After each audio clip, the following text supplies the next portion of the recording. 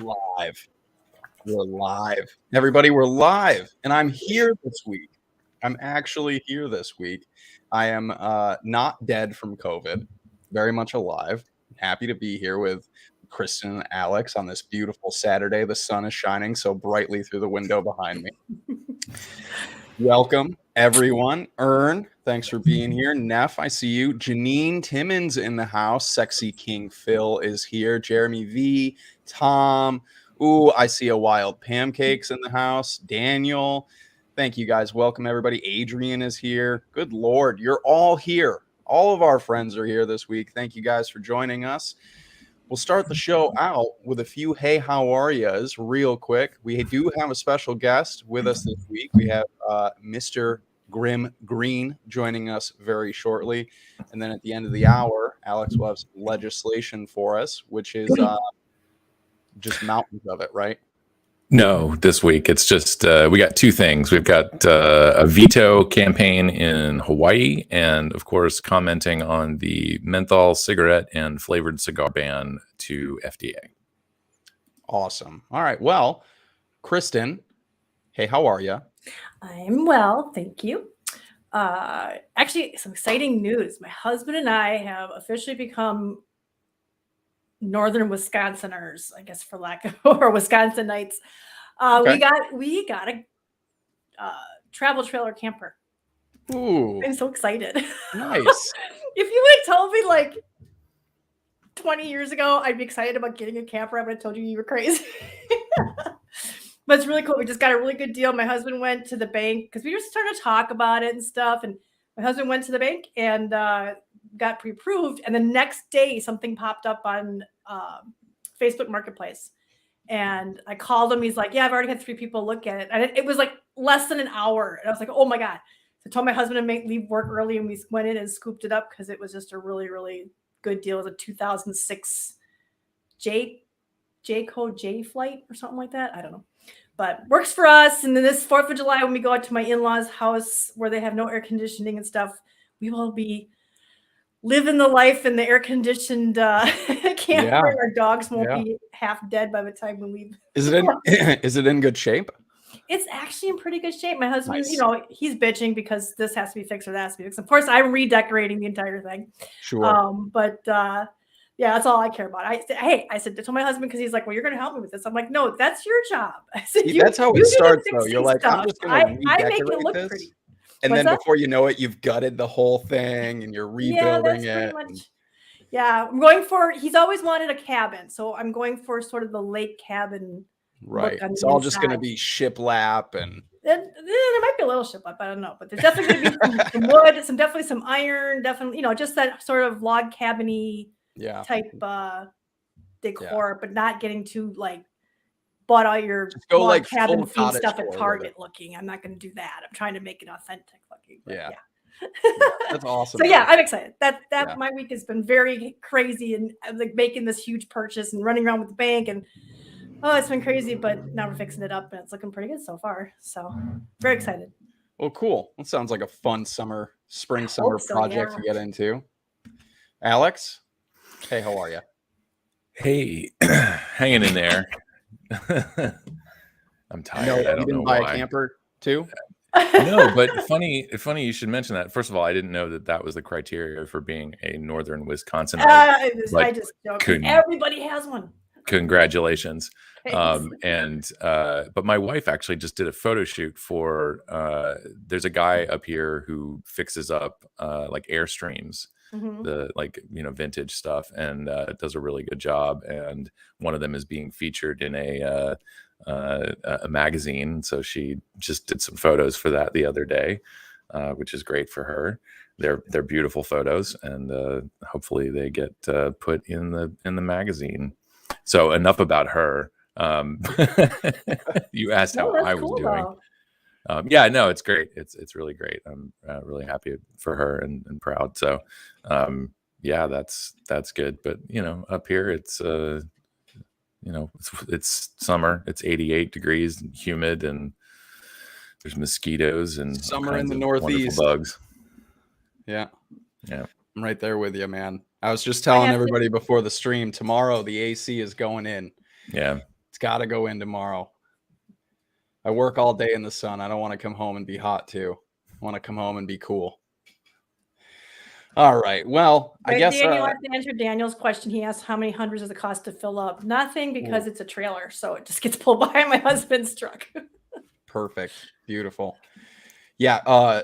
Gas right now here, like where I am, is like $4.97, and I think I saw diesel at $6.20.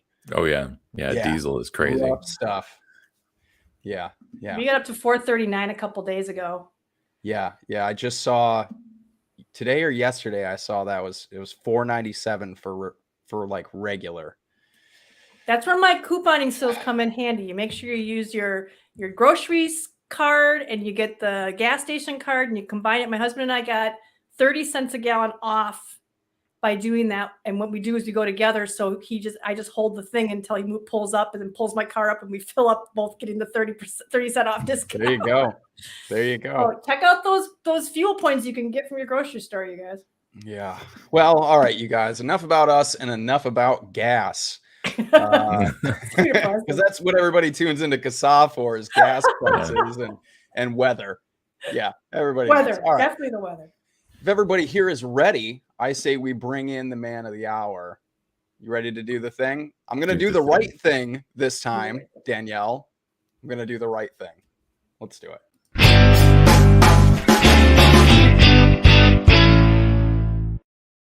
I did the right thing this time. Really well done. Really well done. Too much hype, Logan. Too much hype. It's just me. Never enough. Just me. Never enough hype. Welcome to CASAA Live. Nick, how are you? I'm doing very well. Thank you guys for having me. Appreciate it. I'm ready to talk about gas, apparently. Yeah. How much gas out in LA right now? I don't know. The most that it can be. I think it was six something the last time I filled up. I drive sparingly. Right. I drive once a week to my mailbox and back, and that's it. And that's my interaction with the world. I get on the freeway, I yell at people, I listen to a podcast. I feel like part of society, you know. And I only fill up like once a month. Yeah. So the last time I filled up gas, see, we're all doing it wrong. Nick has it figured out. Just drive my car. Once that's my week. car. I take my daughter. I take my daughter back and forth from school, which is like right over there, and then I go to the grocery store. So I'm like once a month, where my husband is $100 every week because he works an hour away. Yeah. Yeah, I can't imagine, like, you know, we have gas at the shop where I work and diesel and the whole nine, and I can't imagine what it costs right now to fill up our tanks. Like, not our tanks in the trucks, but like the tanks that we have at the shop. I don't even want to ask my boss what that bill is like right now. Yeah. It's goofy. Yeah. If only there were alternatives. If only we had like public transportation so that I didn't have to drive 3 blocks to the grocery store. Yeah. Or walk on this much pavement between like 4 lanes of traffic. It's like, anyway. Well, I'll get on an anti-car soapbox if you want me to. You just got to get yourself a jetpack, Nick. I was recently watching a pretty cool thing where they've like really actually made jetpacks now, and they're doing it for like rescue teams, for like people, you know, trapped on mountainsides and shit like that. And it's amazing. Like, they have these little hand jets and a jetpack. You guys got to check it out. So you're telling me it's Iron Man? Yeah. Basically. They have these little gloves with like jets on them. It's pretty cool. Technology, man. First e-cigarettes, now jetpacks. I know. Sky's the limit. Sky's the limit. I promise we will come back to the anti-car thing later on as part of a larger question. I promise we'll do that. Ooh, let's go. Let's go. Now that we've sussed out nationwide gas prices, both here and in chat, maybe we should get back to our wheelhouse, which is tobacco harm reduction. Probably let Nick introduce himself if there's anybody in our audience who actually doesn't know who he is. See, too much hype. My name's Nick. I go by GrimmGreen on the internet since 2009. I've just been on YouTube reviewing anything and everything that vapes nicotine, and it's till today. That's what I was doing earlier, was shooting video for a little product that vapes nicotine so that maybe we can get some more people who smoke to not have to continue to smoke and die. So that's what I do. Imagine that. Yeah, that's what I do. And it's great. And it's great fun. How did you get started in that? Like, honestly, completely accidentally, I just bought a vape and it worked. And I went, oh, wow, this is great. I should tell people about this. And so I got on YouTube and I was like, hey, everybody, this is a vape. It's a thing. And I quit, I just wanted to tell people about it. I thought, who could I, YouTube is a platform. Sure. So I just got on there, started making a few videos. I posted a few of them to like, the ECF forum way back in the day. And people watched it, and then they commented, and then people subscribed, and then it kind of just happened. It kind of kept going, and it was great. So you weren't making videos before that. You didn't like veer off into that. You just this is what got you into YouTube. It's basically what got me into YouTube. I started this. This is a background that I think everybody knows these days. Is I started on YouTube with skepticism / atheism videos. And if you go back to my very, very first video that's still on my YouTube, it talks a little bit about atheism and things like that. But that's what I started off doing because I saw a video. This is embarrassing. I saw a video forever ago from, we all know Alex Jones, InfoWars guy. And he made this video and he sounded like an idiot talking about how Starbucks is part of the Illuminati. And so I made a video kind of like calling out Alex Jones's stupidity about the Illuminati and Starbucks. And then so that got you were working for Starbucks. I was working for Starbucks at the time. I was working for Starbucks at the time. Yeah. And so I was like, oh, that was fun. And so I kept making like skeptic based videos. Like I made a video about the idea of luck and how some people genuinely feel it's like a tangible thing. And you watch people at slot machines. I watch it all the time in Reno, Tahoe, Vegas area. And they'll sit there and do this little ceremony where they touch the screen and then the buttons and then go. And that's what brings them luck, is this little ceremony. And I'm like, that's not reality. That's not real life. And so I kind of made a video about being skeptical of the idea of luck. And I don't know, I started just making weird skepticism-based videos, atheist-based videos, and then I just kind of got bored of it and stopped. And then it was when vaping happened that I went, oh, YouTube. Let's go. A lot of people found like new things to do. I mean, vaping leads to a lot of different things, different politics and different new jobs and new careers. And I mean, it's 100%. Amazing. Yeah, I will say, I know I've said this to you face to face and on your stream Logan, before, Nick, but I'm gonna say it at least one more time. You are what is it? Am I not? Can you not? That was to Logan. That he's got an echo. Okay, but you are the reason I'm here. It was your video. It was something about take the next vaping step. And you compared smokeless image to something else, and I ended up buying the smokeless image. That was my starter kit, which was that was also like kick the door open on, wow, I can get flavors I like. Cool. And and then that of smokeless course, image kit was not a bad piece of kit. No, it's great. You had the PC, the personal charging case, and the choice of 5 flavors. It was a great introduction. And I got there because of your video, and then I found CASAA because I kept watching your videos, and I saw that outro with CASAA, guitar chimes, and I thought you were promoting a band because I knew that you were into music. And then I went and checked the site, and was like, oh, this is a real thing. So thank you. Yeah. Oh, that's so cool. And I imagine, I mean, you actually do get a lot of folks coming up to you saying, hey, you saved my life, right? Yeah, it's a thing that happens frequently, and it always feels weird. It's kind of just a weird thing. I have a canned response that I've become comfortable with saying, where I say things like, you did the hard part. You did all the hard work. You made the decision to find my video, to watch it, to go buy it, to stick with it, to find the flavor you like. Like, you did all the hard work. I'm just your cheerleader, you know. And I'm fine. That's my role. I'm cool being that.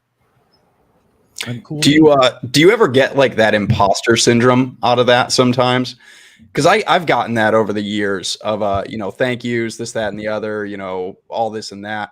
And I always tell people I'm just a guy with a mic. That was always my answer. Yeah. You know, kind of like you did everything. I'm just a guy with a mic. And I get that like imposter syndrome out of it. Like people kind of, you know, you said all the hype about you earlier, and you are GrimmGreen, and I have a very similar story to Alex, as Alex does, in regards to you getting me into a lot of this. But yeah, I get that weird, like, I'm like you, like, I didn't do anything, man. I just sat at my desk, hung out with a microphone. I just did something I love. You went out into the world and did all the, you know, the hard parts. Yeah.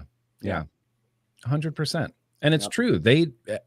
Everyone else, you guys do the hard parts. You make the decision. You have to stick with it and do it. And like I said, I'll be your cheerleader, and I'll guide you. You know, I try to answer questions and, you know, whatever, compare different products and pod systems, and like we'll get there together. But ultimately, you're the one doing the hard work. Yeah. Similarly to Alex, and I know that you and I have discussed this on previous shows and things like that. But you know, I had already been vaping, and I had found your videos, and I was watching your old, you know, 2.5 hour standalone vlogs. Yeah, dude. And somebody had commented on a video, and used to pull up people's comments and things like that. And somebody said, you know, hey, should I start a YouTube? I was thinking about starting like a review channel. Should I do it? And without skipping a beat, you were like, yeah, the more the merrier. Do it. Like, we need everybody on YouTube. We need more people talking about this. And I went, okay. Yeah. And so I had started a YouTube, and I reviewed stuff for a little while, and it went from there. But yeah. I love that. I love that. And I like that you just went, okay, yeah. Yeah. I was like, well, Nick said, yeah, everybody needs to do this. So I was like, sure, you know, and I had taken a long hiatus off of streaming and doing stuff like that. And and I just remember that day watching that vlog, I was just like, I'm gonna start a channel. I'm gonna do it. I'm glad you did. I still feel that way. I still think people should get on the internet and talk about everybody vaping. In chat right now, you should all have YouTubes. You should all be talking about vaping. Yeah. And I mean, it's not like you have to, you know, I don't know, make it like your full-time job, or like, you know, YouTubing for me, like when it first started, was like a hobby. I would work my job, and I would go home, and I would goof off on the internet, like on ECF, and talking about stuff. And then I'd make a video and upload it. And it was like the hobby. YouTube was a hobby, and it was real fun. And it can be that. It doesn't have to, you know, you don't have to like grind away and get some huge audience, or, you know, upload a video every single day and have, you know, just get on the internet, talk about it. And I've told people the same thing too. Like, just do it. Just start. And then you get people who are like, well, what equipment do I need? What do I need? You know, I need to buy all these things. No, set up your phone, do it off your phone. Yeah. Shoot a video. It's 2022. Yeah. You know we what all I mean? have HD cameras in our pocket, basically. Yeah, exactly. Yeah. We all have HD cameras in our pocket, basically. Yeah. You can just do it. Absolutely. Yeah. Just Skip doesn't explain imposter syndrome for Skip and maybe me. So, I mean, it's something that, you know, I get a lot, and I know Nick probably does as well. And it kind of comes along with that hype that Nick was talking about, where, like, you know, people kind of put you up on a pedestal, and then you look around and you go, but I'm just sitting at my desk talking into a microphone. Yeah. It's a little bit of like, do I deserve this much attention? Do I deserve this?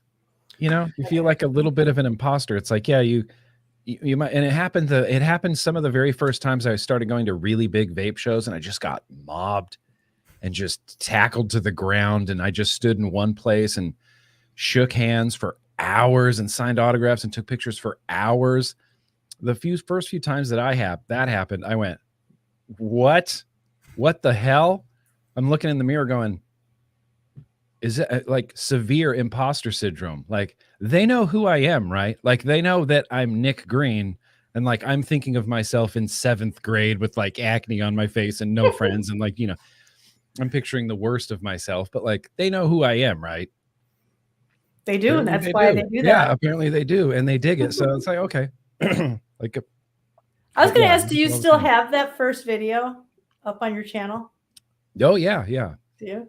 The Yeah. atheist one, yeah. You can go back. It comes up every once in a while. People are like, "Oh, I went back in GrimmGreen's YouTube." I'm like, "Yeah, it's still there." You know, How many videos do you have on your YouTube now? I am creeping up on like 2,000 videos. It's Wow. 1.8 and some change Right. thousand videos, like combination of live streams and uploads. Almost 2,000. When did It's crazy. YouTube kind of move from this, hobby you were doing while still working a full-time job? When did you make that switch? Because this is what you do now. This is your job. Yeah, 100%. 100%. It was a few years in. I was doing GrimmGreen stuff and Starbucks stuff for 6 years, I think. 6.5, almost 7 years. And it just, I don't know. It got to that point where GrimmGreen was growing in ways that I wasn't expecting. And I didn't know how to respond or how to, what to do with this. Because when I set out, I didn't have branding or a logo or anything. I was just winging it. I was just making dumb logos and, calling myself GrimmGreen, and I had no plan or anything like that. And it got to a point where I felt like I would have to either stop doing GrimmGreen or really lean into it and really do GrimmGreen. And that point came, and I just had to quit my job and do it. And the thing is, for those 6 years, I didn't monetize GrimmGreen in any way. I was just doing it with zero income or monetizing or anything. I was spending all my own money on cameras and a new laptop so I could edit videos and microphones and these big dumb studio lights that I thought they looked so cool, but turned out to be ultimately useless. And so I just didn't, I didn't make any money. I didn't monetize it for a really long time. So I felt like I was eternally late to the game. Like when I went to the point where I thought I could do this full time, I thought, man, I should have been monetizing this earlier. And I wish I had the foresight. But who thinks about being a YouTuber full time? That was never in my realm of possibility. When you're a freshman in high school, social media YouTuber guy isn't, an option, or, there's no manual or anything like that. So it wasn't even in the realm of possibility for me. I had no desire, really ever in my life growing up, to work for myself or run my own business or anything. I thought, nope, job with a really good company, stability, give it to me. So when it came time to do GrimmGreen full time, it was like I was way out of my comfort zone, crazy out of my comfort zone. But Yeah, I mean, ultimately, in such a fluctuating industry. Yeah. An industry that feels like it's always on the brink of collapse. Yeah. And you're like, I'm just going to give up my day job, dive in head first. And that's the way I felt. Like in 2014, I was still working at Starbucks, but I took a week off and I went to ECC, and we had a big booth at ECC. And I remember talking to people, and there were so many people I talked to who said basically the same thing of, oh yeah, I quit my job 6 months ago. I quit my job a year ago. I quit my job 5 months ago to do my liquid company, this vape company. And I thought, that's crazy. I'm thinking in my head, you're crazy in this market, you're going to do it full time. It's nice this is like when we had just launched Amber Juice. I was like, it's nice to have this side company launched, but full time, that seemed so crazy to me. And then it wasn't even a year later where I was full time. Yeah. And that was, summer of 2014. That was after the proposed deeming rule had been published. So we had gone through the comment period. The industry was on notice for real. For real. And I don't know if you remember it, but I maybe you can add some. You've already sort of described kind of the weirdness there of in 2014 people jumping into the industry. Yeah. And Yes. even through 2016, I remember getting calls from people that were like, so I'm going to open a store, and I'm having this battle in my head of like, yes, be on the front lines of promoting these products to people. And the other hand is like, this is a disaster. Like you're gonna lose everything because the other shoe is dangling above us, you know, and it continued to dangle till current still. So, I mean, being someone making liquid at the time, like between 2014 and 2016, what did you go through as a manufacturer? It was overall really good. It was a lot of growth, and it's a lot of you know, jumping through regulatory hoops and having to be up to date on all things FDA. And it was it was rewarding. You know, what I liked, it's the same. I liked doing liquid for the same reason I liked doing GrimmGreen stuff, and that was that when people found like their all-day vape or the flavor maybe from Namber juice, that's the flavor that got them off of cigarettes. That's just great. When people would, you know, say, "Oh, donut pounder, bro, donut pounder. That's the flavor that got me off cigarettes, and I still vape it every day." I go, "Holy crap, yes, yes, awesome, Great. awesomeness." I loved it. I never got to try any Namber juice, but I actually do still have a little bit of original Yig. Yig, that's a good one. That's rare, and it's probably still good. Oh yeah, every now and again, you know, get a nice stout or something, and there's no better pairing than Yig. But yeah, Yig was the bomb. God, Yig was so good. At what point did you go from like just kind of making review videos or just talking about vaping to moving towards advocacy, like really talking about like legislative things happening? Because along the way, advocacy became part of the vlog, part of what you do, which I think is just one of the things that drew me to you as, you know, a YouTuber amongst a lot of people who were doing reviews at the time, where it was just like, here's this product, this is what it is, cool, thanks, subscribe, bye. You were taking the time to talk about what was going on. I mean, I found CASAA through you, so just like Alex did. At what point did you kind of make that decision to be like, I need to talk about this, you know, legislatively, bring advocacy to the table? Yeah, it started off well. It got really, I think, really going like in 2016. What was that? 8/8/16. That was one of the big D days. Pre that, leading up to that, and after that was, I guess I would call it high gear.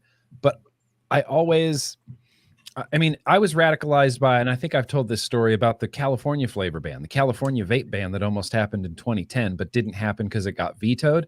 And I felt like I just watched that from the sidelines and went, whoa, okay, so a state can just ban this product that got me off of cigarettes. Thankfully, they didn't because of the governor. Okay, this may be like a little bit of an uphill battle moving forward. And then, you know, like years would go by and there was nothing, no legislation, no nothing anywhere. We have like a little vape fest, and now we got some vendors, and it's like, okay, still nothing, no bans or nothing. Okay. And then 2013 happens. Wasn't it 2013 or was it 2014 when we got the first proposed deeming regulations? 14. Okay. Yeah. And then 14 happened. And I remember reading that news at work, having gone through the previous years, kind of waiting for something to happen. And then this was like the thing that happened in 2014. And that's when I started making a much more concerted effort to like really be aware, like try to be involved and knowledgeable and see what's going on with regulations and talk about it. And I don't know, it always felt important because, you know, I could see it happening, how disruptive this was. Like, it was weird how many people were quitting with this stuff in those early days with just such terrible technology.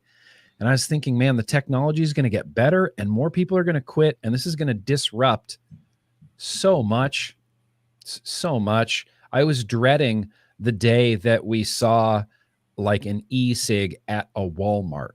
I did not. I didn't want that day to come, because that means that it's going to be in the mainstream, and that means that it's going to disrupt stuff, on a mainstream level, and not just with smokers who, truly and honestly, we didn't feel cared about. We were all deeply, smokers. We were all smokers, and it's just we're quitting, and that's not making a mainstream impact yet. And I knew it was going to be an uphill battle. And thankfully CASAA came around, and it started feeling a little bit more organized. And, CASAA existing was a very much a sigh of relief. I thought, all right, an organization, good. We can be informed now, instead of me hearing about the California vape ban just through general news. And, now we can have like a home base. Now we can have like a thing that's like our thing, that's like our org. And so, I've always liked CASAA. I've always been down with CASAA. I was very relieved when CASAA existed. That was 2010, actually, when we officially became. Was that the beginnings of CASAA's? Yeah. Yeah, because we had all like the whole thing going on ECF in late 2009. I think we had our first meeting in 2010. There was like 15 people on the board. It was crazy, but only like 8 showed up. So the other people just didn't I don't even remember who they were anymore, but there was Webby was a big thing behind that. And we were so relieved to start seeing like you and just a couple other reviewers and stuff, and even companies, any kind of mention just, made us so excited, because we just did not have the same kind of exposure. And we'd just be like, all these people would go to these vape meets, and they'd go watch the videos and go into the forums, and none of them had any clue about advocacy. And so it was just, we were just so grateful to see you, you start doing that, for sure. Yeah. I believed in CASAA, and CASAA from the very beginning, it's true grassroots. I mean, it's really truly grassroots with volunteers, and and the whole deal. And it's not like CASAA has, I'm not trying to, we know CASAA doesn't have access to Bloomberg money. How do we can't compete with but could you imagine what we could do? Yeah, seriously. CASAA needs an angel investor. Yeah. Right? So, shout to anybody out there, if you happen to have billions of dollars, and you would like like to donate any of them.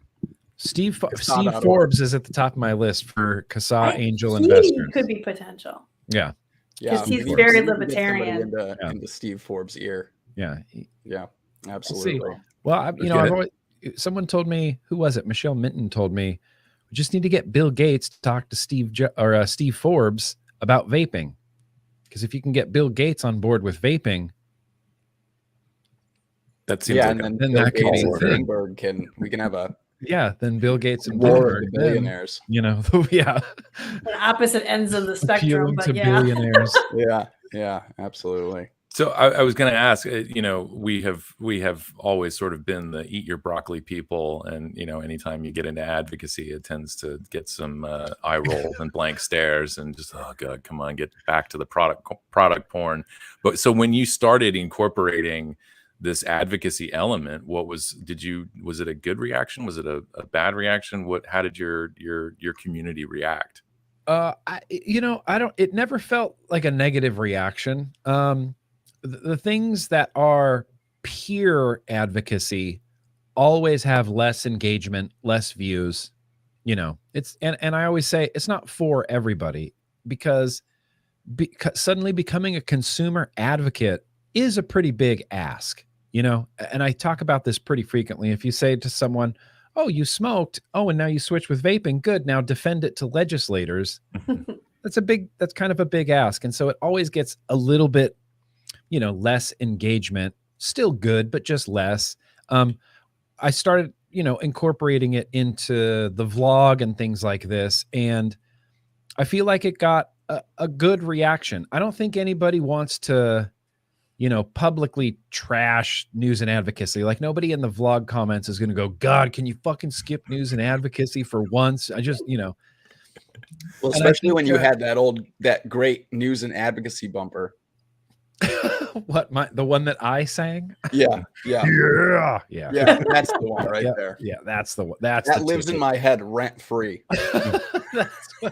I've heard that bumper so many times. Sure. I mean, I can't even, unfathomable amounts of times.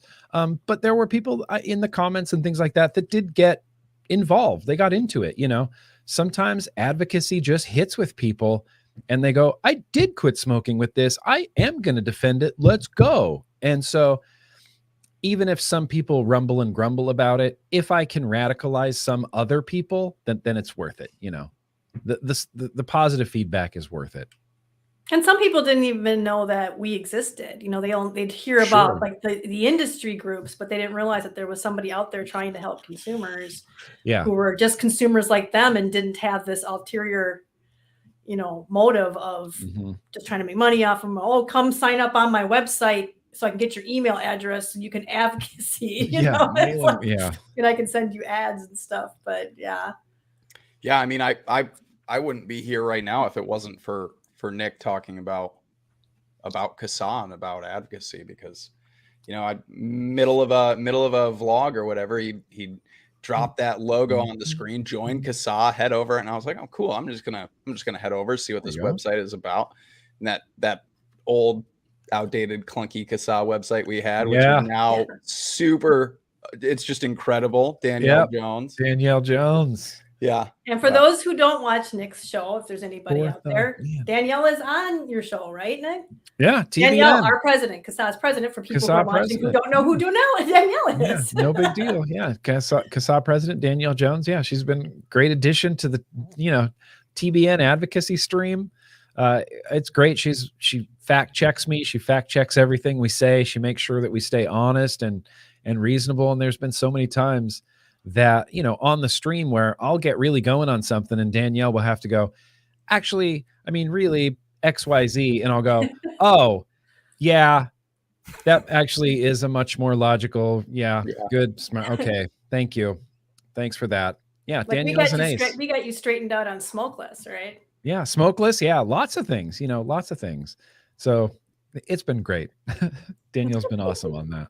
So speaking of smokeless, I actually have a question for you about, you know, reviewing. You really, throughout the whole time you've been on YouTube, really just vape products. Have you ever considered reviewing like other harm reduction products, like tobacco harm reduction products, whether it's pouches or snus? Has that ever been like an idea, or you kind of, that's your, you know, vape products are your wheelhouse and this is what GrimmGreen does? Yeah, you know, I don't know. I'm not really. I've considered having like a snooze stream or something like that. You know, because I do use snooze and I use other products, and and that's why I wanted to ask, because I know you've talked about it. You know, here or there, kind of like little mentions. And I don't know. I've never really considered doing a snooze specific video. I feel like that might even fall under more scrutiny from YouTube than even vapor products might. But I do like to talk about them. And I make it pretty well known that I use other nicotine products, you know, as well. Things like snus and Zyn pouches and what have you. But, you know, I don't know. I guess it's ultimately I like vaping. Sure. Yeah. I just wanted to ask because I know you use the products and you're a reviewer, and I'll suggest them to people as well, you know, because, you know, not everybody's the same. Not everybody's going to take to vaping the same way, and not everybody takes to snus the same way. And it's honestly sometimes honestly there's a little bit of a struggle convincing other vapors that snus is also tobacco harm reduction, you know, in the very same way that vaping is. And because there's still even a little bit of stigma around snus, even in people who use nicotine. you know. That So was one thing I was sort of thinking about was, you know, within your guy, I think you've already answered the question, but I'll ask it anyway. And you know, among your viewers, among your community, you know, have you seen not just the, you know, between oral nicotine products and vaping, but even, you know, especially within all the devices and liquids, this sort of like product tribalism or product exceptionalism, and you know, whether or not you think that's a good thing that maybe drives enthusiasm and drives debate and gets more people engaged in the products. yeah. Yeah, I mean, it's good. You're talking about it's just brand loyalty, essentially. That's what it comes down to. But yeah, I mean, that enthusiasm I think is ultimately good. I think it's ultimately good, and the reason that I say yes is because in Indonesia they love hexomes. They go, everybody has one. They go crazy for them. They love them. It's I love to see it because the hexome is an incredible vape, you know, regulated device. They have a whole anthem. They have a song about the hexome, and they have group meetups that are literally just, we all own a hexome. We're all going to meet up every single month and start different chapters across the country of these hexome owners. And yeah, I think that enthusiasm is helping drive down cigarette smoking in Indonesia. When you see a big group of people that you want to be a part of, and it's like, oh, you guys just vape, you just don't smoke cigarettes, and you're stoked on your box mods. All right, you know, let's hang out. Let's all be part of that group, and I'll quit smoking, and I'll use my hexome, and I'll sing about it. You know, I think the enthusiasm's overall good. I you know, and on the other side of the coin, I don't like gatekeeping. I'm a really anti-gatekeepy guy. So whatever you use is whatever you use. And I would never vape shame somebody. Yeah. That's something that's completely ignored by the people who like research vaping and are trying to figure it out and what's going on with it. They never stop to think, when did you ever see a fan club for nicotine gum or nicotine spray? I mean, you don't have songs being sung about the patch. You know, I mean, why do they completely ignore that aspect of this? It's just crazy that they do that. It is. And I mean, even to their own admission, they say that every stop smoking aid, every NRT works better with what? Support, right? The community is the support. We are that element, and it's really important. Vape shops, you know, when we had prolific vape shops across the United States of America, they filled that gap too. You know, they were that support system that when you're quitting cigarettes is so important. 100%. You've actually teed me up for another question. Here we go. Here we go. You know, we hopefully in the replays, or hopefully there's someone lurking, not in chat, who is one of our sciencey friends who may be able to, you know, pull on somebody's ear and say, hey, you should research this. But, you know, you mentioned the vape shops, and I think we've a lot of us have come to understand that, you know, the experts who work behind the counter in a vape shop, and even the experts who are sitting in the couch in the lounge, play a really vital role in helping people transition to vaping and stick with it. And there has been some research on this, but, you know, for your part, I mean, we all know, we just discussed it. You know, you have tons of people that say, you know, thank you for, you know, helping me quit smoking, Nick. Yeah. And so have you ever been approached, or are you aware of anybody researching the role that people like you, I mean, just on the basis of reviewing the products and getting people engaged, what role that plays in helping more people quit smoking?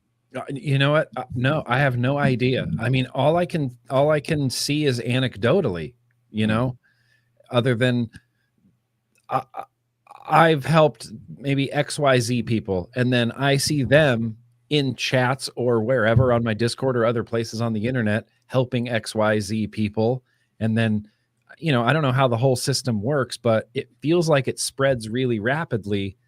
And, you know, anecdotally, like I said, you can kind of see it happen right in front of you. And that's what, I mean, that's one of the really rewarding parts of it. And as I went on a rant recently on a live stream about it, is providing that service. I feel like I'm providing a public service, And that's one of the really rewarding parts of it, is getting to foster that. You are the outside of the box strategy that all of our haters think that all they're of our doing, haters. but you are the real deal. So. All of our haters. And that's why it was so important for us to try to get manufacturers, and as CASAA, I'm saying this, you get manufacturers and reviewers and bloggers, and because there were people who were writing blogs still back in the day. It wasn't all video.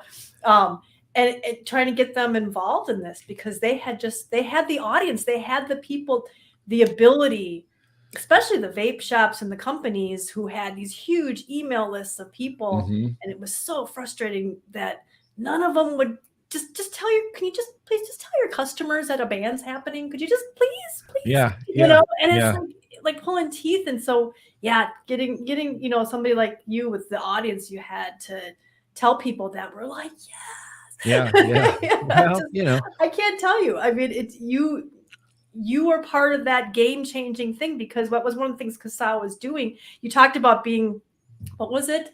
An imposter syndrome? Yeah, imposter syndrome. We CASAA had that in the beginning. A lot.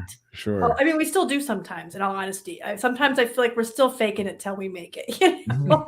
I mean, we still have around 250,000 members, Alex, I want to say. It's like 280. It's been stuck there for 280. Okay, so that's we're creeping up. The more FDA does, the more people find us. But yeah, and the more people talk about us, the more people find us. Exactly. And I think doing this kind of helps too. One of the reasons we wanted to do videos and stuff like that was so people knew that we were real people behind all these posts coming out and stuff like that. But yeah, we get that same thing with that sort of imposter feeling of we're an organization. And you know, I don't know if you read, Alex occasionally hits me up for the link to my blog post that I did a few years ago when I had one of my anniversaries, where I talked about, like, I went off because somebody in one of the comments of something, I forget what it was, said that, what did it say? Something that CASAA board was stacked with heavy hitters or something like that. And I was just like, what are you talking about? And so I did this whole thing about how we are grassroots at AF, you know, and I'm like, this is where we that's our tagline now. I swear to God, grassroots AF. But so we're always,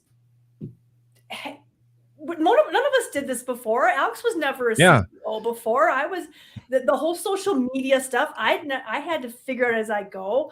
You know, constantly have Danielle going like this to me. You know, I'm like, now I just go, Danielle. You know, I'm 54 years old. This is, you know, I'm fairly tech savvy, but I mean, no, like you said, nobody plans to do this. Right. You know? 100%. I didn't plan to be doing this when I first wrote that first article about vaping. And so, it's very frustrating to not have more of the people who have this army behind them. Oh yeah, like yours. You know, but just this army, just of how many people walk into a vape shop, how many people bought a Juul, even, you know, it's like, just think the reach we could have, you know. Well, and there's lots of people and lots of people who smoke who go through have a completely different path that doesn't end up at CASAA. They will go into a gas station and I'll try a Juul today, and also whatever, pack a Marlboro Smooths. Oh, this Juul is pretty good. Oh, I'll keep using it. Oh, I'll get these from the convenience store. Oh, I quit smoking. Oh, okay. Period. You know, and then that's it. They never go down maybe I'll try a different pod. Oh, I have to look at the internet. Who's GrimmGreen? Who's this person? Where's CASAA? Oh, there's a thing. You know, they have a completely kind of different path where it's just off their radar. They may not even be aware until it happens. They're like, wait, where'd my mango pods go? It's like, well, for the last, you know, XYZ amount of years, we've been trying to change this legislation, you know. Yeah. And this is one of those points that, like, I feel like I've reiterated to a lot of people. You see a lot of frustration amongst advocates and some more of the folks in the hobbyist community. You know, we talk about there are millions of people who have quit smoking in this country with vapor products. Where is the turnout? when we have hearings and meetings and legislative things? Where is that turnout? And I'm like, that hobbyist community, that advocacy community that we see on Twitter and things like that is such a small percentage of the people in this country who have quit, because the vast majority of them are the people that you just mentioned, people who on a whim bought a Enjoy or a Juul or some product from a gas station, they quit smoking, and then they went about their life, and that was it. Exactly. They didn't post all these pictures of their mods on Instagram. They didn't join CASAA. They didn't watch the vlog. They just quit smoking and they carried on with their life. And maybe they still use these products, maybe they don't, whatever the case may be. But those people are actually the overwhelming majority of people in this country, where, like, talk about the advocacy community, and I love every one of them with my heart, but it's such a small percentage. It is. And so when you see people that are really getting frustrated, where are the millions of people? Why didn't we have 2 million people in DC show up and things like this? I'm like, well, because they have lives, and they're not paying attention to any of this like we are. Like, thank you to everybody else who doesn't have a life and spends all day advocating. Greatly appreciated. But a lot of folks have just quit smoking and they moved on. And I think that's one of those things that when you're doing this for a long time, that is easy to kind of forget about. You interact with people every day on Twitter, you interact with people on Instagram or YouTube, wherever the case may be, and you may think, wow, there's so many people. And there are thousands of people, but it's still it's a fraction of that total number. Yeah. And I mean, look, to be fair, we did have a pretty good turnout in that first DC rally. I know. I showed up at the second one and nobody was there. The second one was, the second one was rough. Yeah. That was peak COVID, pre-vaccine. Yeah. That was rough. Yeah. The first one was very, very impressive to me. Yeah. Very impressive. Yeah. That was the first time where I felt like I was part of something much bigger than myself. It was like, oh, this is a big deal, and this is going to be a big deal. And there's a bunch of people here. I couldn't go, and I spent the day just like trying to find live streams and stuff, and just to try to feel a part of it. And I think what Logan was saying too is that we get a lot of pushback sometimes when we are advocating, saying, "Hey, we don't want to see Juuls banned. We don't want to see stuff taken out of gas stations. We don't, Cigalikes have a place." And people look at us like we're crazy. I mean, they don't understand the bubble that they're in, and they think everybody I know uses a mod, and hates Juul, so why should we just not ban Juul or whatever? And it's hard to convince them that we're advocating for somebody who doesn't even know we exist all this time. Like a huge portion of vapors. Yeah, absolutely. Well, and that's tobacco harm reduction. That's the bigger picture of the whole thing, is tobacco harm reduction. I want whoever to be able to vape a mint Juul, even if that's not what I vape and would never probably ever vape. I'm still going to defend your right to use it. Sure. I mean, we get pushback occasionally when we speak out against things like menthol cigarette bans. Oh yeah. Which is a big, hot button topic right now. Yeah. And people are like, well, you're CASAA. You shouldn't care if we ban menthol cigarettes, but we do care if they ban menthol cigarettes. Yeah, I care. I don't ban but even with something like that, we'll get, some kind of pushback. Like, why should CASAA care? Well, there's a lot of reasons why CASAA should care. A, prohibition is dumb. Let's not do it. It doesn't work. Yeah. And B, with everything going on, with FDA and whatnot, what are people going to fall back on? And what are they going to go to instead?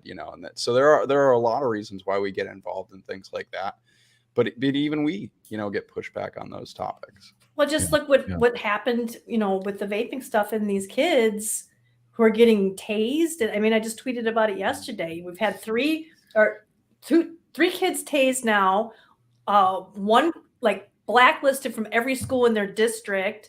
6 girls were strip searched in school. And now this kid just got beaten up, and he's a special needs kid, and he got beaten up, and it's just crazy that this is happening. And this is when you let them get away with things like banning menthol with no science behind it, they can't prove what they're doing is actually going to help anything. Yeah. You're just letting them get away with it. And so when they move on to vaping stuff and whatever, you have no argument against it because you're like, oh yeah, go ahead, ban menthol, ban whatever. We don't mind. Right, Wait, now you're trying to take my cheese? You know, forget you. Yeah. No, it doesn't work that way. You got to Exactly. fight the whole system, not just your little section, because it's like when you keep cutting down a tree, if you don't dig out the roots, it's just going to keep growing back again. Sure. You know, and that's what's happening with this, is that we're not getting to the root of the thing. We just keep chopping away at the vaping stuff, and that's at the top. And I feel like this should be Logan's metaphor. That's true. But I've always said, listen, when I cut down a tree, it stays cut down. Okay. Always resist. You should always resist, even if you don't agree with it. Even if it was and this is what I was saying when there was talks of a nicotine cap and a Canadian nicotine cap. And it's like, even if you vape 3 milligram, don't be okay with a nicotine cap. Right. Do not be okay with a nicotine cap. Resist a nicotine cap, even if it doesn't apply to you. Even if you're fine with your 3 or your 6 or your 12, always resist. Because if they go, well, there was so little pushback to that nicotine cap, how about we just do a flavor ban next? How about we lower the nicotine even further? How about we further restrict your access? You didn't push back before. Always resist. And they keep doing that. It's like, well, they use that. They sound like ex-smokers. I mean, which sounds like an insult in our world. But you know, when you were still smoking, was there anything worse than an ex-smoker saying, "Well, I quit, just quit"? You know? Yeah. But they sound like that. It's like, well, I managed to quit with, you know, tobacco flavor in 3 milligram. Everybody should be able to. Well, that's like saying I quit cold turkey, so everybody should be able to. Yeah, sure. 100%. It's that. Yeah, it's survivorship kind of bias. Survivorship bias. Yeah, this is how I did it, and you should be able to do it that way too. Yeah, that drives me insane. Yeah, that drives me. Oh man, so insane. Do you think all this changed your politics? I paid off my college debt. Why can't you pay off your college debt? Yeah. I did it by this X, Y, and Z. Anyway. Do you think that it did though? Do you think it changed your politics? I know it did me. I came from a Kennedy Democrat family, and now I'm like square in the small L libertarian. So yeah, you know, it's I mean, it's definitely changed my worldview in pretty severe ways. Politically, I'm still pretty. I grew up a conservative, I guess. I voted the first person I could vote for, I think, was Bob Dole. I think I voted for Bob Dole first, then W. Bush. I voted for Obama both times. And I think that changed my politics more than vaping did. Was the first time I voted Democrat was for Obama twice. And then post-Obama, I got really into libertarianism. You know, everything that goes along with it, the idea of bodily autonomy and things like this, and a healthy free market. And I got really on board with that. These days, I call myself a California libertarian because it's not that I mean, I'm still very libertarian, but I just don't think a lot of it would really work realistically in the real world that we have really right now. And I think what changed my worldview as far as politics more than vaping was living in Southern California, living in a big, diverse, millions of people in this city and seeing, oh, okay, maybe homeless people do just need help and money like right now, you know? And I know the libertarian approach to homelessness of deregulation and building codes and permits and zoning will work in the long run, but there's literally people lying on Hollywood Boulevard in their underwear just dying on the street. Yeah. And that's fucking unacceptable, pardon my French. And so that kind of changed my politics a little bit more than vaping did. Well, see, which makes sense. And to be honest with, it was not just the vaping, but I like went on the keto diet and lost a whole bunch of weight and saw how much how the government came to our dietary recommendations and stuff like that. Oh yeah, yeah. And that got me like, oh my God, they're lying about this too, But I think with, libertarians are just like Democrats and just like Republicans, and that there's a spectrum, Sure, so yeah, absolutely. I tend to lean more left, liberal socially. Whoa, we lost him. Oh, classic GrimmGreen shenanigans. The battery died. What do we call it? Dangle clacks? Dangle clacks. Dangle clack. We have a dangle clack, people. I was wondering if we would get one.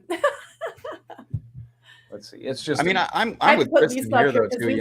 I'm kind of one of those more left-leaning libertarians. There's a lot of things. I always tell people, look, I agree with the end goal with progressives more often than I disagree with them. It's just a matter of how we get there. That tends to be, how I kind of explain my politics, because I do in a lot of ways agree with progressives on where we need to get to, but the paths that we choose to get there are where me and progressives tend to disagree in a lot of ways. I have to laugh at this. Yeah. Neff said, congrats, CASAA, on your first official dangle clack. And, it's not our first dangle clack, but I guess it would be our first official one since Nick is here. Is it only? Yeah, I was going to say, if dangle clack happens without Nick, is it still a dangle clack? I don't know. This is like our first official, trademarked, registered dangle clack. Yeah, that is. Yeah. You all owe me royalties. Yeah. We need a big TM on the screen now. Ask Danielle for a T-shirt. That's all we can offer. I agree with what you said, though, Logan, about progressives, and definitely agreeing. And it's just the path and the methods, I guess, that are a little bit different. And that's why I think we all. Maybe not so much anymore, but it felt like for a real long time, it's like we all kind of want the same thing. You just want to get there with this way, and I would like to get there this way, and the other guy wants to get there this way. How do we all get there together? We kind of gave up on all getting there together. Yeah, and I think all too often when I get into the weeds politically with people, if I start with end goals, we find common ground. And I think that's a great place to start with just about anybody. When you get into politics with people, especially if you're on opposite sides, talk about end goals, because more often than not, you're going to agree. And then that's where you can start talking about how we get there and the pros and cons of each, because there is no silver bullet to anything. There is no perfect answer. We'd already be there. We wouldn't be having the discussion to begin with. Yeah. But I think a lot of people all too often start with the how we get there, and automatically right there, you're just polarizing. You're going to end up in a conflict. But if you start with what your end goals are, you're probably on the same page. And I think that's a great place to work with people when you do get into politics. And I have a lot, especially in the world of harm reduction and all the things that we do. I have a lot of progressive friends, and this is what I get into a lot of times. Like, we agree on the end goals. This is where we need to get to. This is what people deserve. This is where we need to be. But then it's the how we get there and the pros and cons of those things. And I think as long as people can have a hopefully mature conversation, which all too often divulges into just, screaming and yelling and shaking fists at each other. But, it doesn't help when you've got one end of the spectrum is on one hand saying we need to decriminalize drugs, end the drug war, but ban all this nicotine shit, excuse my language, but ban all the nicotine. And on the other hand, you got the other side going, we need to make sure that maybe our tobacco investors don't lose money and help them get more in their stock, or whatever it is that they're doing over there, or just so they can make themselves look good. I don't know. Both sides make me crazy. I think they're both ridiculous, and that's why I'm in the middle. But proud centrist. But it is frustrating to sit and watch. I mean, to have the left and the Democrats be so anti-vaping has been so frustrating. Shocking, honestly. Surprising. Why? How do you? I'm surprised. It's usually the left that embraces things like this, things like harm reduction and science. Yeah, and they're being so paternalistic. And isn't that the right who's paternalistic and says don't have sex and read the Bible every night and supposedly all the other kind of crap? You know, they're both paternalistic. Sure. I think honestly, one flavor but versus the left another. pretends they're not. If the idea of what vaping wasn't portrayed as big tobacco, I think Democrats would have gotten on board. But Democrats have been fighting the evil incumbent tobacco companies since the dawn of time. No. And no, I understand that, but I don't buy that, because in the beginning, no tobacco company was anywhere near these products, and we told them that, and they didn't care.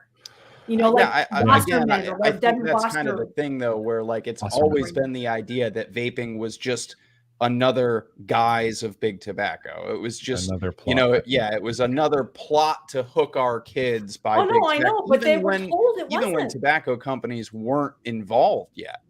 Yeah, I mean, we told them it wasn't, that this is not big tobacco, it's independent company. They were told that, and they still said, but the children. Yeah, they don't care. The narrative is always going to be save the children and evil boogeyman, and that's the playbook. But I did want to abruptly shift gears and kind of get back to something that Kristen mentioned, going on the keto diet and all of that.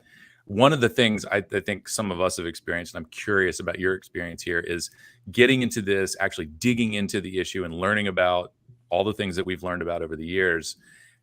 How has your trust in public health organizations, even like, I mean, I'm talking about the activist groups, so the Body Parts and Matt Myers and Truth Initiative, but also CDC and FDA. Has any of this eroded your trust or made you feel better about the government? Yeah, I mean, slightly loaded question, but I would say completely to thoroughly eroded large portions of trust with every NGO, CDC, FDA.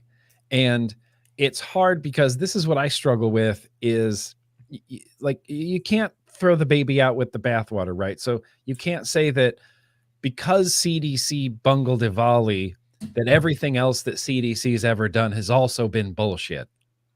Like, you can't go down that slippery slope. So yes, there's obviously trust eroded, and obviously trust eroded in things like American Heart, American Cancer, American Lung. But you also can't say that everything else they've ever done is also, bad or terrible, or, just because they have this sort of prohibitionist stance on vaping, or have the wrong idea about vaping, or have actively misinformed and disinformed about vaping. It's tough, and it's a tough spot to be in, and it's a tough spot to tell people like, oh yeah, fuck the American Lung Association. People are like, wait, what? The American Lung Association? Are you sure? And you're like, yeah. Them. Yeah, it is. It's a tough needle to thread. I know. I don't know if you've ever seen this. Hayden Christensen was in a movie after Star Wars or before Star Wars. I can't remember which. I can't remember the timeline, but it was about I think a Rolling Stone reporter. Glass is the last name. Shattered Glass is the movie. But that was the one thing where, I mean, I'm not a journalism student or anything, but it was watching the movie. I saw sort of the protocol for, this journalist lied about a story, and so now the publication has to go back through all of his stories and verify these things that he said. And I guess that's sort of the way. I really don't. I wish we had a fully functioning CDC that wasn't a political organization. I wish the FDA was doing its job and not, kowtowing to the political winds. But it really is one of those things that it causes me to question everything. And the most dangerous thing is questioning their credibility when it comes to actual public health emergencies like a pandemic or other diseases. Yeah. Yep, it is. It's a hard needle. It's a hard needle to thread, as you said. It's a hard needle thread because, I would like for the CDC to be apolitical. I feel like they're supposed to be as a default setting to be apolitical and only care about the health. Same with FDA. And that's why when we talk about the new head of CTP and we talk about Robert Califf, I look at Robert Califf and I go, you're a cardiologist. Like, you're a cardiologist, and the new CTP guy is an epidemiologist. And I go, what?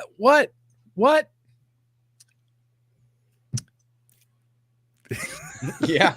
I think What they're is just outside. happening? They're just so past that, that he's a cardiologist, but I think he just like any other doctor or nurse or whatever, he just goes by what the people who are on those committees tell him, the experts say, and that's what he's being told. Because I see my son's a nurse, and I saw the stuff he was being taught in school. And if you're a nurse and don't have a mom who does this for a living, you're going to be like, oh, okay, vaping causes lung injuries. Oh, okay, vaping's got metals. Oh, okay.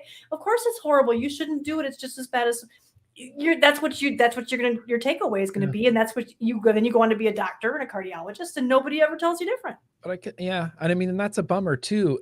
And the way it's supposed to work is you have your theory or whatever. This is the most facts that we have on the matter. And then when we get new information, we sort of change our worldview and change our opinion. And that's the way that it's supposed to work. And I think if you're a man of science, like a cardiologist or like an epidemiologist, and you have that mindset, I feel like actively avoiding that. Oh, well, if they say vaping's worse, that's fine. None of my cardiology training, everything I know about the heart, I'm not going to dig deeper into this. I'm just going to take their word for it. I feel like you have to actively silence the critical thinking part of your brain to do that. Right? Yeah. And for a lot of them, they're very wealthy. So most of them never smoked. Most of them don't know anybody who smokes. Yeah. And that makes a huge difference. It really does. But when you talk to people who have quit with it, that's where we've seen a lot of people change their minds. Mm-hmm. We have about 15 minutes left here. I have to wrap up at 6 o'clock. But I do have a couple of questions, and so first of all, I think we may have sort of glossed over the YouTube. I don't know that you want to spend a whole lot of time on it, but obviously you're getting slapped with YouTube moderation and all of that. I think the real question is that getting in the way of you continuing to do your work as provide your service? And the other part of that question is, necessity is the mother of invention. So has that sort of forced you to adapt and change things? I mean, yeah, how's it going? I mean, it's a big, it certainly gets in the way of being able to do my job. And the most frustrating thing is YouTube, and I want to be compliant. And I tell YouTube this all the time in all of our emails, chats, whatever. I say, I want to be compliant. I want to follow the rules. It's my whole livelihood here on the line. It's my job to know these rules and to follow them. And when they roll out new rules or new community guidelines, they expect you to be retroactively compliant with them. Mm-hmm. And so if they roll out a policy like they've been dinging, Matt got dinged twice, Mike got dinged a few times for showing a web address on packaging, even though it's not a clickable link, which is what they were going after before. You can read the words on the screen, www.insertvapecompanyhere.com, that you would get dinged for that. So I saw that and I thought back to the 1,800 videos that I have and think, I probably did that a bunch that I'm just not aware of. And I can't watch 1,800 videos and double check them. I have a small group of very, very dedicated people helping me out, led by Jeremy V. Batman, aka Batman, actual Batman. And they've been going through hundreds and hundreds of videos and vlogs and live streams looking for any time that I might have flashed a web address on the screen during an unboxing, or for a long time I had sponsorships. So I would just put their web address just right on the screen for months on end with their sponsorship. And so they're going through and finding all of these, and we're marking them as private so YouTube doesn't find them. It's just exhausting. Yeah. It's exhausting, and I'm constantly walking on eggshells, and I want to be compliant, and it's just real difficult. They don't apply the rules evenly across the board. They don't make the rules clear, and they don't apply them evenly. And that's one of the most frustrating parts, is the unevenness of the application. I see my videos getting, whatever, age gated, right? Which is fine. These are adult products. sure, you have to be 18 to watch it. I'm fine with that. But then you also see home brewers who are literally showing you how to brew beer at home, non-age gated. And you go, okay, YouTube, if we're going to do age gating, then let's make it even across the board and not put vaping in the same category that you put like pranks and challenges, like literally laying in front of railroad tracks. We're in that category. It's frustrating. Yeah. Sounds like whoever's writing the community guidelines over at YouTube would fit right in at FDA. Right. You have experience moving goalposts. Right in. Yeah. Fill Seriously. out an application. That's what it feels like. That's what it feels like. It feels like it's concerted. It really does. There's certain things that I don't know. I watch a lot of YouTube. It's like sort of my main. It's a lot of people's thing, main, and a lot of people are getting it from a different angles. But a lot of times it's people who are advocating for something that seem to be getting these weird hits, and for vaping to be getting hit, it seems almost like somebody has to be going out of their way to target these people, because if they're digging way back and finding a website in the video that is going to be awful hard for an algorithm to find because it's not a link or anything. Yeah, I mean, that just seems really fishy. Yeah. And are you still getting a lot of people sending, I'm sorry, I'm veering because I feel like we kind of, but are you still getting people sending you stuff to review and everything Sure. in this day and age? Is it all mostly like synthetic, or is it mostly mods now, or a lot of, I think I'm thinking more about the e-liquids. A lot of more of the same. I don't know. I get a pretty wide variety of mods and box mods and stuff from China. I go and purchase some high-end stuff myself just to own and review and things like that. China still has lots of pods and mod pods and little weird AIOE little things pretty regularly coming out. The liquid that I get is, traditional nicotined e-liquid, I guess. Just, I don't want to incriminate myself, but it comes USPS, just straight to my mailbox a few times a week, DHL and UPS all still have been delivering copious amounts of. Are you still using the vanilla scented garbage bags? Vanilla scented garbage bags. yeah. Vanilla scented garbage bags. Yeah. So I guess I've been to a few vlogs in my day. Yeah. I'm starting a tradition of saving the complicated questions for the last few minutes. So I'll keep that up here. Yeah. You talked about kind of a car-free society at the beginning, and I've been I'm not a fully fledged transit and city planning nerd, but I do spend a bulk of my YouTube diet is like city planner videos and stuff. City Nerd is an excellent video, or excellent channel for anybody who's interested in this stuff. Okay, I'm gonna look this up. Yes. But yeah, it's a lot of folks out there think that we're going to get there with electric cars. Like if we replace the American fleet with Teslas, we're going to solve the environmental crisis and all of that. I am sort of more on the side of, no, we have to design cities better. We're going to have to come up with car free, like the super blocks and better transit. Our high-speed rail in this country is absolutely deplorable. I love trains. I want more trains. I think so many trains connected across the country. Yes, all of the things.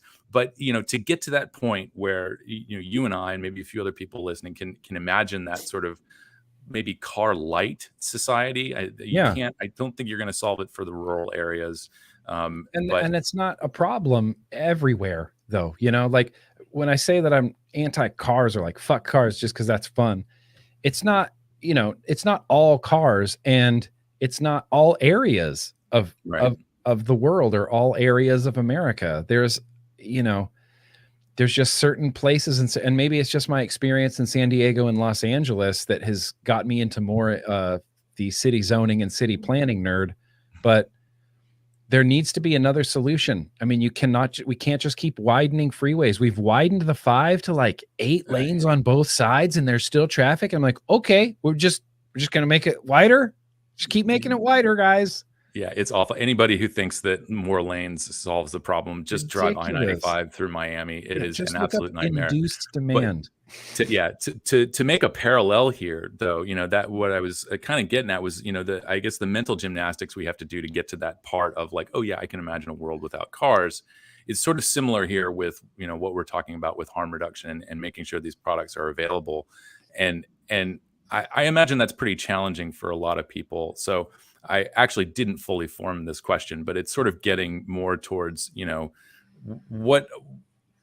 what steps, what mental gymnastics did you have to do to get to that point? Similar to getting to the car-free society, like how did you get to this point of, and I don't even really know your full position on, making safe supply and drugs, decriminalizing drugs and perhaps even setting up a regulated marketplace for things like heroin and cocaine. Yeah. Like, what mental gymnastics did you have to go through to get to even this point where tobacco harm reduction is the thing that we need to promote?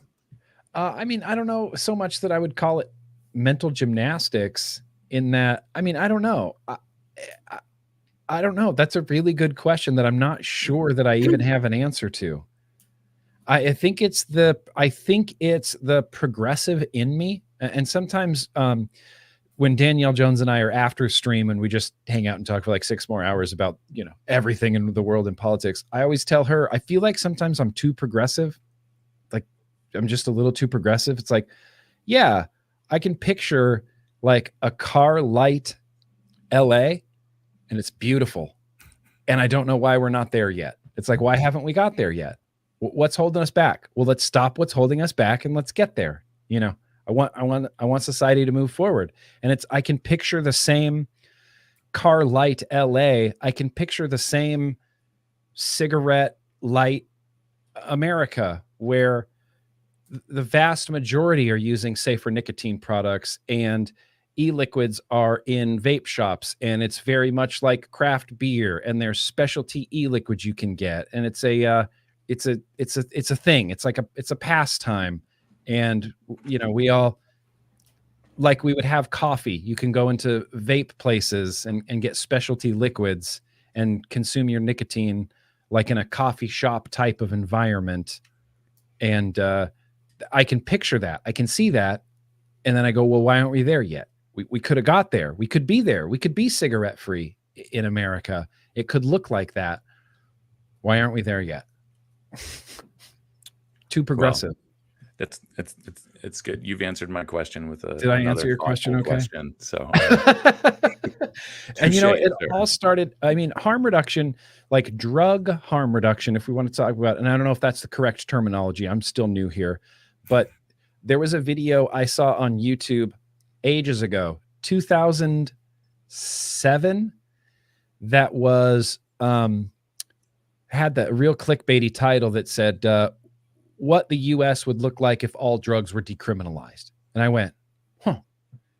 Or it said all drugs except heroin, or there was one outlier. It's like 90% of the drug supply is regulated and safe now. And I watched this YouTube video that kind of like changed my worldview a little bit, and I went, oh, okay, well, that's the world I want to live in. Let's go there. Let's go that direction, Nice. So YouTube can maybe solve the world's problems. YouTube could. Just get out of the way. Yeah. Well, we are in the last your questions, but I hope it did. It did. And thank you for playing along. More trains. More train, absolutely. More trains. Sorry. So we are in the final 3 minutes before I turn into a pumpkin. Any final but brief burning thoughts, questions, anything you want to add to, Nick? I don't have anything else to add other than let's just keep going. And you don't have to do everything, but you do have to do something every once in a while. And everything helps, That's what I would say. That works. Thank you. Wise words. All right, so we're going to do the legislative rundown, which is only 2 items. And anybody else got anything else? Going once. We don't have time. We ran out of time. You picked the worst day to have to leave early because I have all sorts of things I could talk to Nick about. So it just happened. So We'll we will absolutely We'll have just Nick have to back. bring him back. Yeah. Sure. Yeah, Easily we'll have a CASAA live with GrimmGreen Part 2. Yeah, we can talk do that. more Or about. maybe we can be guests on Nick's show. Well, you know, I don't know. The prestigious Green channel. Danielle will just bring all of us onto a TBN. Yeah. All of CASAA is the guest. The entire board. Yeah. The whole Great. board. You know, if Jim's not out watching birds, maybe he'll join us as well. I Does do. Jim I watch do birds? miss some of those meets. wanna I really watch do. birds. Yeah. Those meets were fun. So, I guess with that, Nick, if you want to stick around for legislation, you're more than welcome to. Oh, yeah. If Look, not, I'm here for it. You know, yeah, if you're down, all right. Well, I hope everybody else is ready for some legislation. You ready to roll that beautiful bean footage? All right.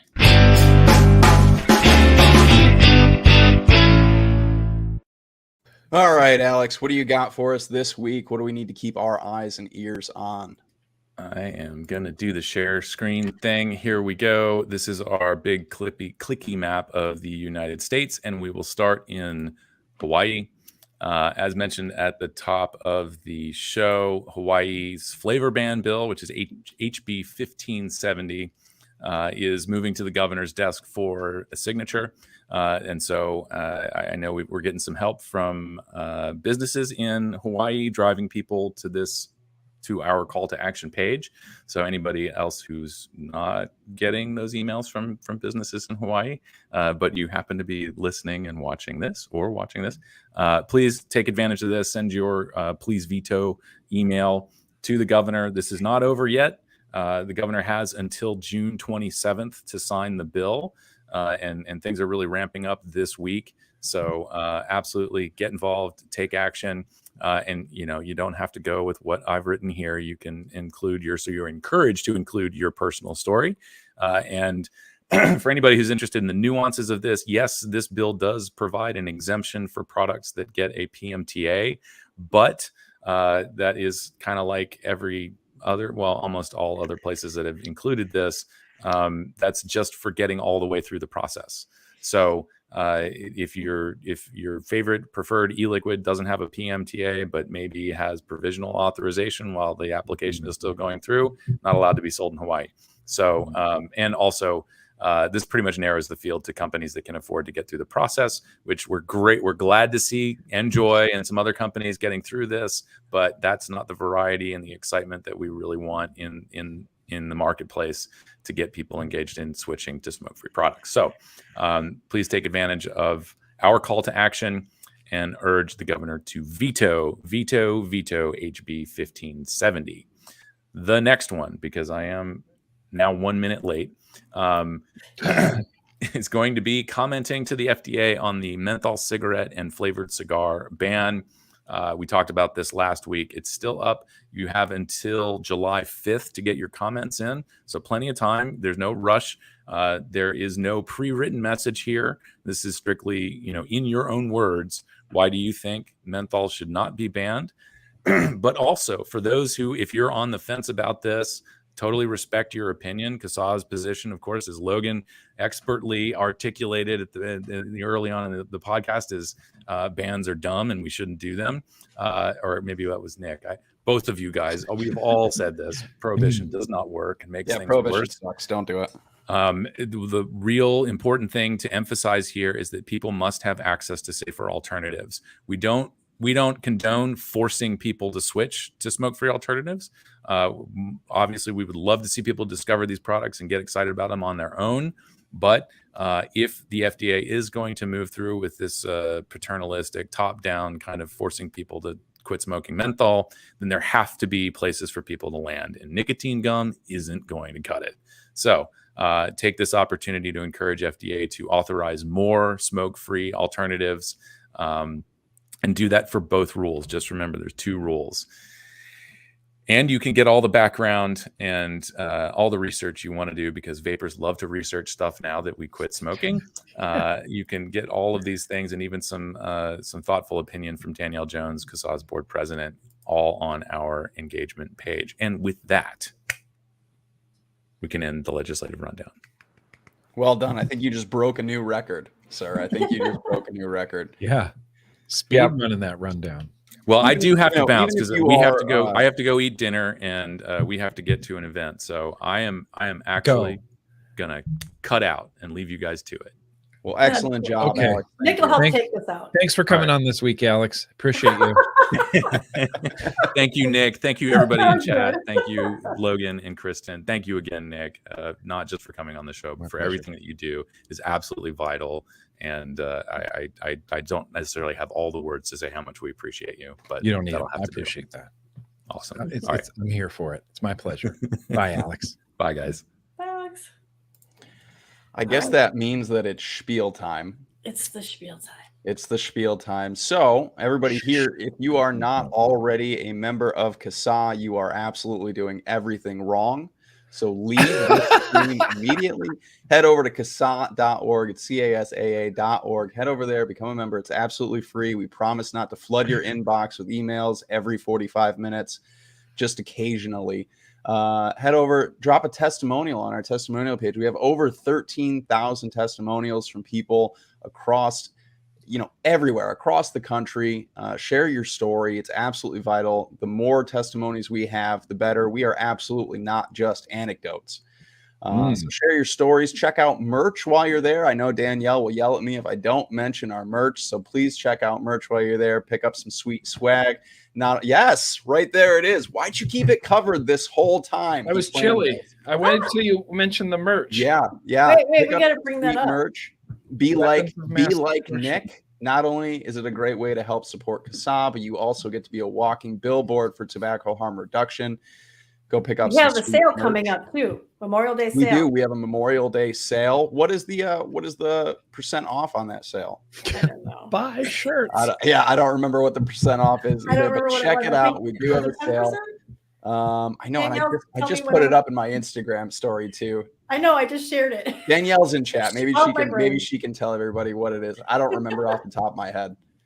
But check out some merch for podcast listeners out there. We do have a podcast for every episode that we do here on CASAA Live. I take all the audio from this and I turn it into an audio only listenable version that you can shove in your ear holes while you're working or on your way to work, on your way to go pick up some sushi or whatever it is. Check out the podcast. You can tune into the whole episode. I also turn these into just little legislative rundown, quick snippets, so you get all the need to know, goody good stuff, real quick and easy. Check it out. And if you are on SoundCloud at all, please subscribe to us there as well. We broke 200, and I'd love to see us get to 300, 400, 10,000. So check it out. Head over to soundcloud.com and subscribe. $15 t-shirts, Danielle said. $15 t-shirts, you guys. Check it out. What else? We're here next week. Testimonial. What's that? Testimonials. Make your testimonial at CASAA. Yes. Yeah. Yes. We need to get. We're getting close to 14,000. So we'd love to break that. Share our link. I put them out every once in a while. I'll throw out a meme on Instagram and Facebook and Twitter with the latest anecdote, our latest anecdote number. You'll see I do the number right on there, and that's where we're at so far. If you see that, so share that. It's got the link in it. Do your own testimonial. Share your story and why these things work. And Facebook groups. That's what it is. That's the one I always forget. Yeah, we have Facebook group. If you live in a state, we have a Facebook group for you. So check it out if you're on Facebook. Join your Puerto Facebook Rico, group. DC, and I don't think we did one, but Puerto Rico and DC too. Yeah. So yeah, check it out. Get on Facebook. We always tell people we track legislation across the country here, but there are over 30,000 local governments and municipalities in this country, and some things fly under the radar really easy. But if you happen to be there and you want to share that information, if CASAA doesn't get to it, if we don't see it because it's somewhere that's real small, you can play a vital role right then and there and be part of that by sharing that with us. I mean, Kristen constantly gets stuff across the country from people, little heads ups, what's going on. And that way we're able to share that out and amplify that message to people as well. So get involved. It's a great way to be involved. Join your Facebook group. What else do we have? Yeah, we don't That's have it. some big computer system that's spitting these out at us, because remember, grassroots AF. Grassroots AF. AF, guys. Yeah, and we are all CASAA. It's not just the board. It's not just Alex and Kristen. We are all CASAA. Every single one of us here. It takes a village, you guys, and we're a pretty big village. So I think that's it, though. We're all here next week, same No, time, we're same not. place. No, we're not. No. I'm a liar. Okay, great. No, next week it's Memorial Day weekend. That's we've true. got That is Star true. Wars celebration. World Vape Day is this coming weekend. World. Is it really? We- Oh another no, dangle the clack second with Nick. camera. Oh my god. He does it. Two too. dangle clacks. There goes Nick, everybody. We have been blessed. Is this like, break a leg, have a dangle clack? Yeah, he broke too. But yeah, so Sunday, I believe, is World No Tobacco Day. They're doing a whole thing on how vaping is just going to ruin the environment. Probably with not offering you something other That's the than dumbest thing. ban it all. There he I is. hate that campaign, by the way. And the World Vape Day is going to have some stuff. It's sort of tied in with Inico and a lot of other international things. I'm involved with it. I help with the social media for that. That whole thing bugs the heck out of me too, because they're trying to demonize people who use tobacco and nicotine products by focusing on little things. It's kind of like that study that just came out where they focused only on the fact that people who both smoked and vaped saw no health impact. Right. No risk reduction. And they Yeah. completely, please don't look at this part of our study that says that 30 to 40% reduction if you go to vaping 100%. So that's what the same thing with the environment. Yes, it really sucks when people leave their e-cigarettes. And I've seen people post things where pods are in parking lots and stuff like that, kids parking lots. But if you look at the greater scheme of things, diapers, plastic, wood. Yeah. Even. I mean, it's such a tiny fraction of what's going into landfills and stuff. Yeah. And they'll just play, it's the biggest litter thing. It's like, yeah, it is, but people can pick it up just like they do any other kind of litter. So it's just another smokescreen type thing to demonize and stigmatize people who use these products and say, not only are they killing themselves, not only are they killing you with their secondhand smoke, but now they're killing the planet too. So it's a bunch of baloney. So what World Vape Day does, there is a website, worldvapeday.com, I think. I can't remember if it's .org.com. We also have a Twitter account, or I shouldn't say we, but they have a Twitter account and a Facebook. And there's always the day before World No Tobacco Day where they kind of sort of steal their hashtags and things like that. And they'll have memes put up together. Thank you, Danielle. I just finally saw that. So it's Monday and Tuesday. Yeah. Okay, I thought it was Saturday and Sunday. I'm not Monday and Tuesday. That's right. Sure on all the details, but as far as I know, as it is right now, that Monday on the 30th, I will be live with Alex. Right. You guys are doing that live stream. Doing all sorts of things, talking about tobacco harm reduction and whatnot. I know we have a time slot there on Tuesday as well. I don't know who is going to be. I won't be involved with that one, but I will be live with Alex on Monday the 30th, like super early in the morning. Worldwide thing. Yeah, it's like 7 a.m. East Coast time or something like that. So, if you just happen to not be able to sleep, or if you don't ever sleep, tune in. That would be cool. But Danielle says she and Alex are speaking on Tuesday then. I was almost sure that you guys had settled on it, but I didn't want to just throw you right out there and be, oh yeah, Danielle will be live on Tuesday, and then have it be like, no. Yeah. So we were thinking, since everybody had to work on actual Memorial Day, that's right, that does fall on Monday. I don't know why I was thinking Saturday and Sunday, brain fart.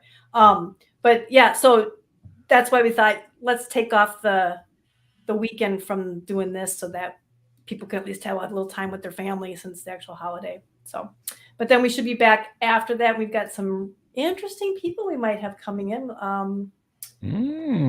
that you guys might, I don't know.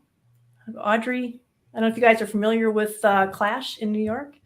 I'm trying to get her on the show, and be some interesting. After that, I'm not sure who we're going to get, but I'll keep working on it. So officially, we are not here next weekend. We are not here on Saturday. And there's no. I'll have more details. We'll have more details out on social media about Monday and Tuesday and time slots. I was about to, Danielle. I was about to. Yeah, all that. You guys have a Twitter space. We do have a Twitter space, Danielle, on Wednesday. We have a Twitter space. I was good. I don't know all the details of the Twitter space right now. There's a lot of discussion about playing around with time slots, so we'll have a tweet out. I like Danielle's that reminder on the tweet. We should just have her on the show. Yeah, we just need to bring Danielle in to do the final spiel. She right? can talk about nerds. She knows all the details. So thank you for micromanaging. I don't know as though I've ever in my life thanked someone for micromanaging, but I'm going to thank you for it today. I think that's everything, though. I think that's everything, too. I don't know. I'm sure we missed something. Come on, Danielle. What did we miss? That's okay. We'll save it for next time. Yes. Thank you, Nick, for joining us today. Thank you so much. For everything throughout the year. Baby. Yeah. Anything for CASAA. Yeah. Thank you, not only for joining us today, just, thanks for everything you do. Yes. Not that you ever hear that, but it's thank you. It's literally my pleasure. It's for my everything pleasure. You do. And thank you to everybody in chat today who stuck around, who hung out with us. Thank you guys. Make sure that you click that subscribe button, that share button, that like button, do all the cool things, smash all the buttons, punch your keyboard, pick your computer screen. Don't really do all that. Punch your computer. But do all the things. Thank you guys. And that's it. We're out of here. We'll see you guys next time. Be excellent to each other, everybody. Have a great rest of the weekend. All right. You do that. Bye.